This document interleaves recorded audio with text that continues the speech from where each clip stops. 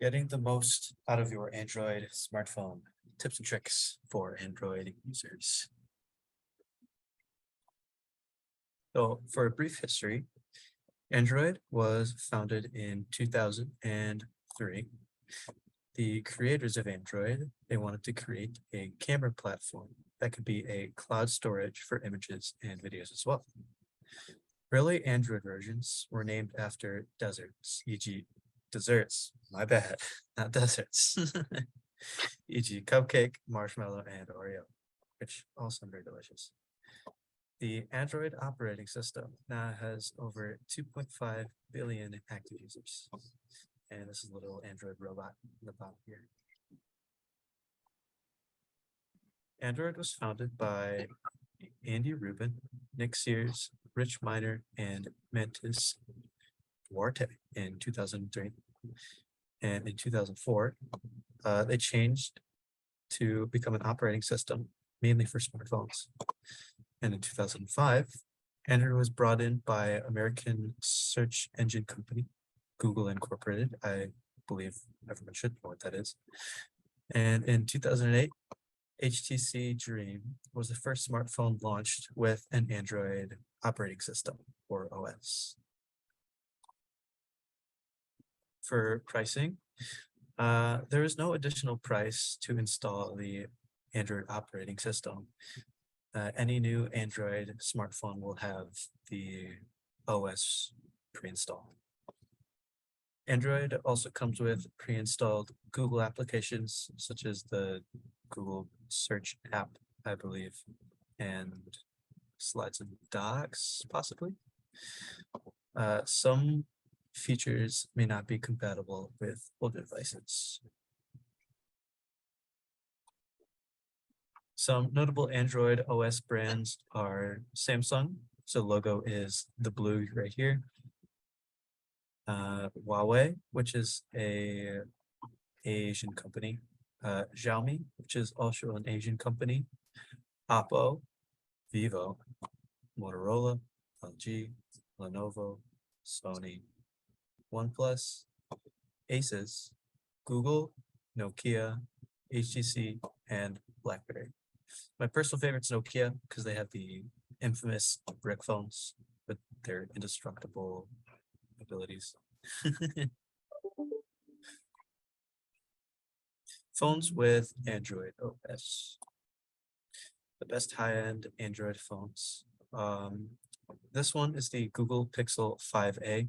It's got a 6.3-inch OLED screen.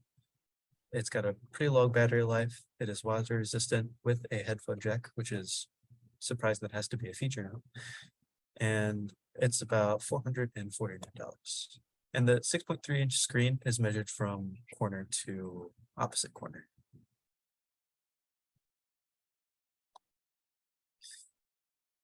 This one is the Samsung Galaxy S22. It's got a 6.1-inch screen. The screen can get very bright, which is pretty good if you can't really see in the dark. It's got a triple camera system, as you can see in the picture. And the S22 Ultra has 10 times zoom and a built-in S Pen stylus, and it's priced at $800.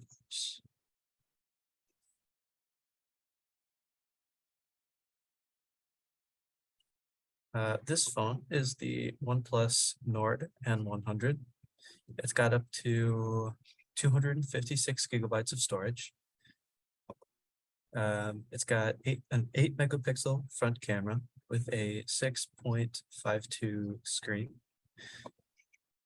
The RAM is about 4 gigabytes. It's got a 5,000 milliamp hour battery, which has a pretty decent size. It'll last you pretty much all day.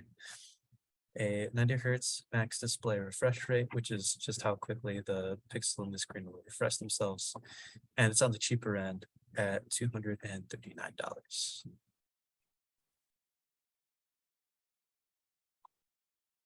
The best value for what it actually is would be the Samsung Galaxy A52 5G.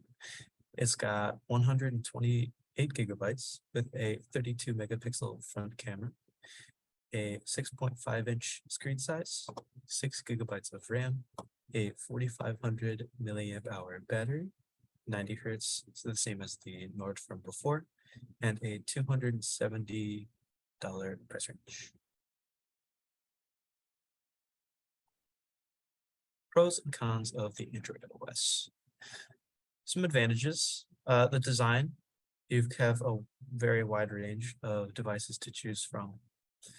It's got expandable memory and better hardware configurations. It is highly customizable and you're able to download third-party apps. So apps, I believe not from just the Google Store. And it is very budget friendly. Android phones come from a wide price range to meet whatever expectations you may have. And some disadvantages, having a Google account is encouraged to enjoy the full experience. So if you don't have one, you can still enjoy it, but maybe not to the fullest. They are more susceptible to viruses caused by third-party apps if you do download them. There is a lot of bloatware, so Android phone manufacturers install duplicate apps. And connectivity and networking may not be as smooth and as easy compared to an iOS system.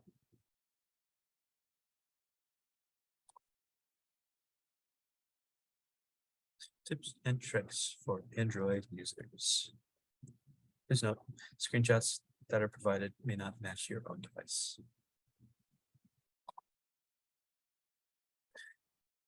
You can enable eye comfort or a blue light filter in case you like reading or it's, let's say, dark outside. You don't want too much blue light entering your eyes. The blue light filter reduces eye strain. The display will have a warmer tone. In other words, it'll be slightly more orange. You can be scheduled for a specific time. So here, let's say it'll start at 10 o'clock p.m. and it'll end at 7 a.m. the next day. The color temperature can be adjusted, so whether it's warmer or cooler using this slider right here. It is helpful in lower light conditions, and it can be accessed and enabled in these settings.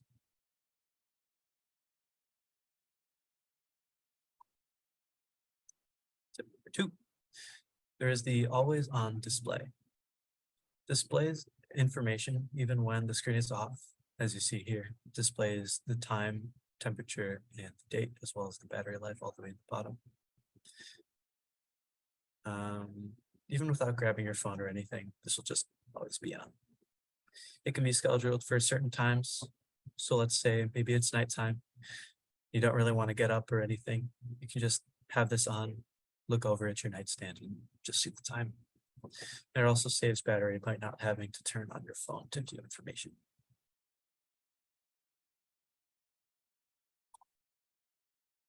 Tip number 3 is the fingerprint and face ID.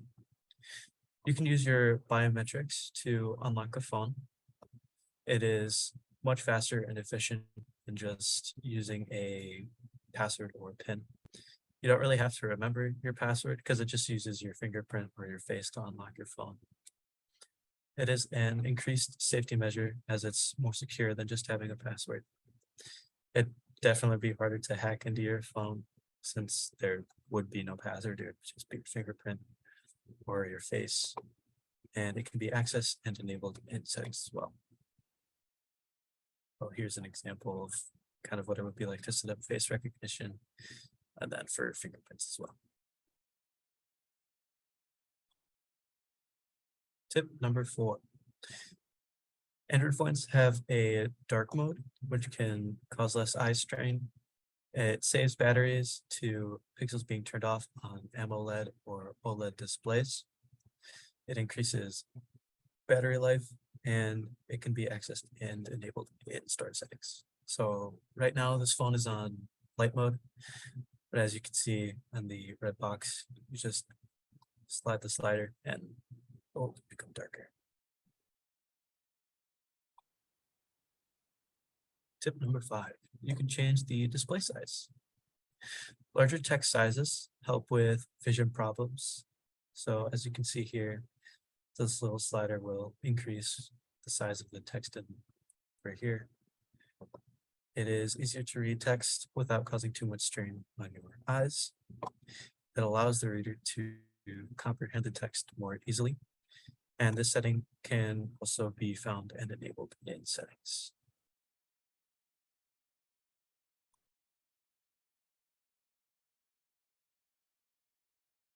Tip number 6, customize the notification panel. You can choose which settings you want to access in your notification panel. You can rearrange the notifications according to whatever preferences you have. The phone screen brightness is easily adjustable in the notification panel as well. And you can access this panel by swiping down on your screen. So you put your finger on the top of the screen and then just swipe down. Then you have all of these notifications that you can have. So Wi-Fi, there's also Wi-Fi calling, which you can turn on and off, flashlight, Bluetooth, etc. And then you can change it by clicking these 3 dots.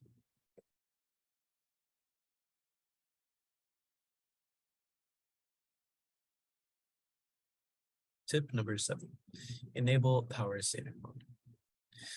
You can select the power saving mode that you will have that best accommodates you.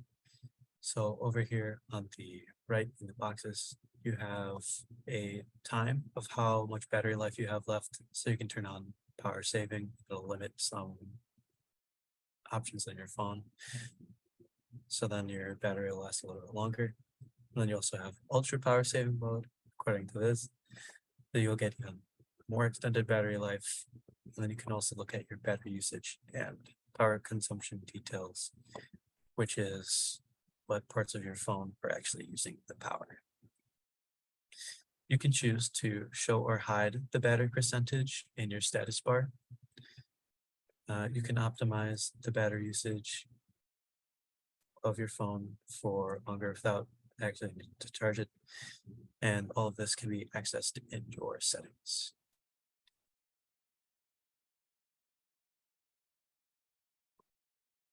Tip number 8. You can use a split screen to multitask. To enter split screen mode in order to navigate through 2 apps simultaneously. Some apps may not support split screen mode. A smaller space is available when viewing each app.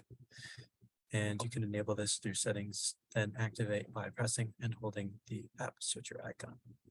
As you can see here, they have YouTube and Google open at the same time. And in this photo, they have their OS, their browser, and their calendar.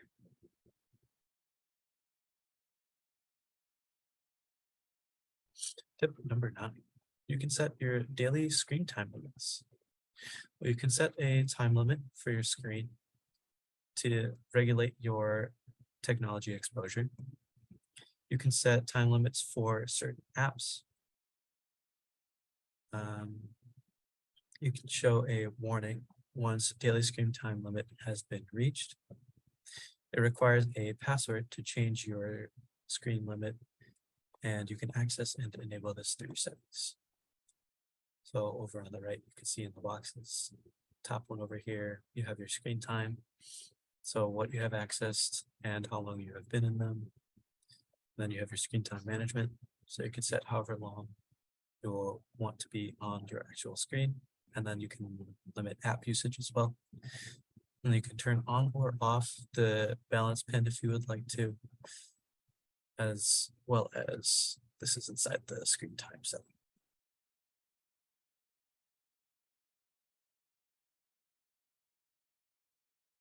Tip number 10, you can enter one-handed mode. The phone screen essentially just becomes smaller with a grayed out or black section like this one on the left. It's easier to use with just one hand. Everything is compressed into a smaller portion of the screen for better reachability. So in case your thumb is not as long as maybe some other people's, then you can just do this, and then it'll be pretty easy. You can enable this in settings and activate it by swiping down on the bottom of the screen. You can exit one-handed mode by clicking outside of the smaller area.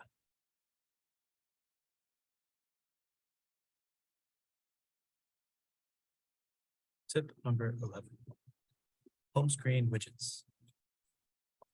You can access quick information without having to open certain apps. A variety of widgets to choose from are also available.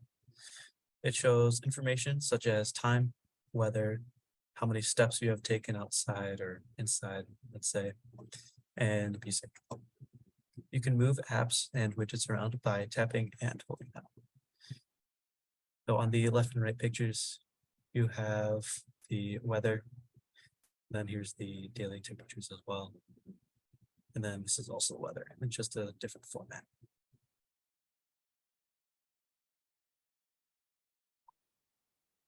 Tip number 12, you can change the system navigation method. Single key navigation uses the bottom bar to navigate. 3-key navigation, so you have keys to go back, return to your home screen, or view the most recent apps. There are also gestures, so you can swipe up on the screen to perform different tasks. And slide up to go to the home screen, and you can swipe and hold to view recent apps.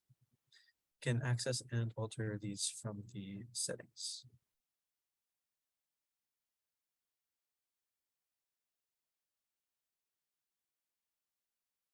System navigation methods. This one is single key navigation. This one is 2-key navigation.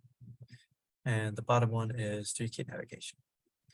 So single key is most like the iOS or iPhone devices. If we have talked about those yet, I don't exactly remember. But you just swipe up to go home and swipe up and hold to view recent apps. This 2-key navigation in the middle has your home button directly in the center and a back button over to the left. And 3-key navigation in the bottom has your home button in the center. You can view your most recent apps on the right, and your back button is on the left.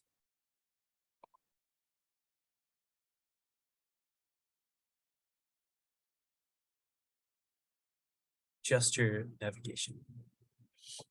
So you can swipe all the way from the left to form any back action. You can swipe up from the bottom to return to your home page. And you can swipe up from the bottom and pause to enter your task manager, if I remember right.